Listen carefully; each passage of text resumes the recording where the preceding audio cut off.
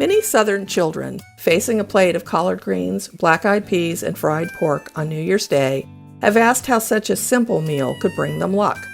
A common answer in many families: if we eat like we're poor today, maybe we'll live like we're rich the rest of the year. And if there was any region of the United States that knew poverty, it was the South. Before its economy took off in the second half of the 20th century, many Southerners, black and white, rural and urban, knew hard times, particularly following the Civil War and through the Great Depression. The idea that something you ate could bring luck and good fortune was hard to resist. Most cultures have a lucky food. Long noodles for a long life in Japan, swallowing 12 grapes while the clock chimes on New Year's Eve in the Mediterranean, and lentils after midnight in Italy. But the South has its own menu of 3 foods. The first is collard greens. People all over the world associate leafy greens, such as cabbage and kale, with money. But in the South, it has to be collards, long cooked and served with their cooking juice, called pot liquor. They're cheap and easy to grow. Even better, connoisseurs know they're sweeter and more tender after a frost, so they have the best flavor by the end of December. The second thing on the plate is black-eyed peas. All kinds of peas, including lentils, are associated with prosperity because they resemble coins.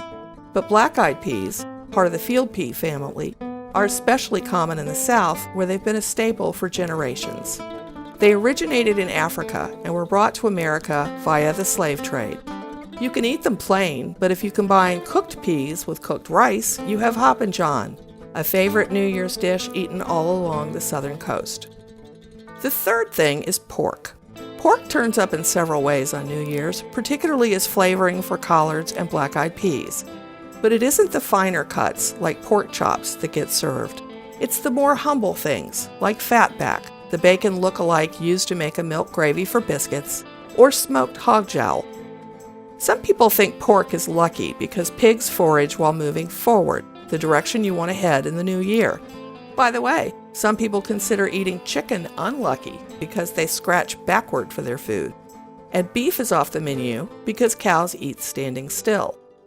Eating the fatty pork cuts is also a reminder of the time enslaved people were given what was left of the pig after the better cuts were served to slave owners.